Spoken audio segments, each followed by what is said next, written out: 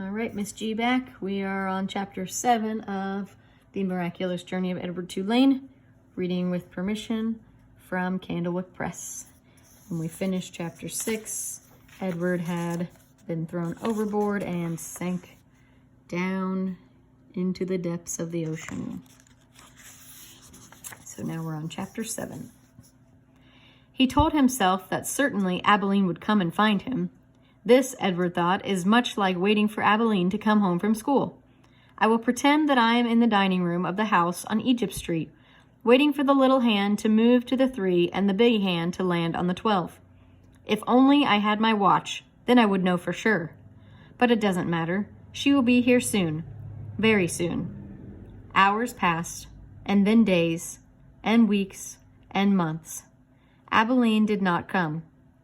Edward, for lack of anything better to do, began to think. He thought about the stars. He remembered what they looked like from his bedroom window. What made them shine so brightly, he wondered, and were they still shining somewhere even though he could not see them? Never in my life, he thought, have I been farther away from the stars than I am now.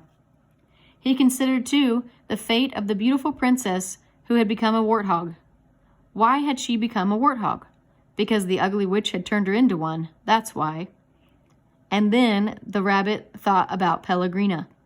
He felt in some way that he could not explain to himself that she was responsible for what had happened to him. It was almost as if it were she, and not the boys, who had thrown Edward overboard. She was like the witch in the story. No, she was the witch in the story. True, she did not turn him into a warthog, but just the same, she was punishing him, although for what, she could not say. On the 297th day of Edward's ordeal, a storm came. The storm was so powerful that it lifted Edward off the ocean floor and led him in a crazy, wild, and spinning dance. The water pummeled him and lifted him up and shoved him back down. Help, thought Edward. The storm, in its ferocity, actually flung him all the way out of the sea, and the rabbit glimpsed, for a moment, the light of an angry and bruised sky. The wind rushed through his ears. It sounded to him like Pellegrina laughing. But before he had time to appreciate being above water, he was tossed back down into the depths. Up and down, back and forth, he went until the storm wore itself out, and Edward saw that he was beginning again his slow descent to the ocean floor. Oh, help me, he thought. I can't go back there. Help me. But still, down he went. Down, down, down. And then, suddenly, the great wide net of a fisherman reached out and grabbed the rabbit. The net lifted him higher and higher until there was an almost unbearable explosion of light, and Edward was back in the world, lying on the deck of a ship, surrounded by fish. Hey, what's this? Said a voice. Ain't no fish, said another voice, that's for sure. The light was so brilliant that it was hard for Edward to see. But finally, shapes appeared out of the light, and then faces. And Edward realized that he was looking up at 2 men, one young and one old.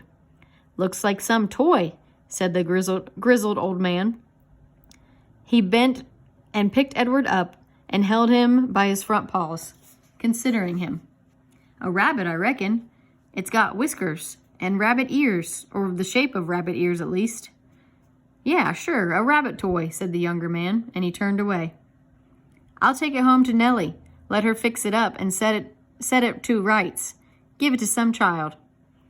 The old man placed Edward carefully on a crate, positioning him so that he was sitting up and could look out at the sea.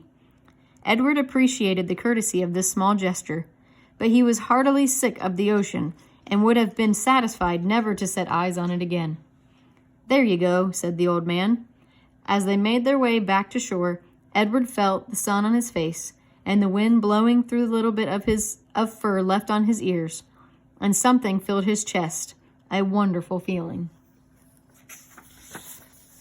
He was glad to be alive. Look at that rabbit, the old man said. Looks like it's enjoying the ride, don't it? Yep, said the young man.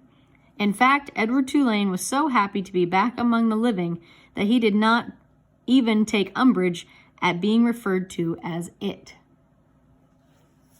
So he's back above the water. We'll go on to chapter 8 next time.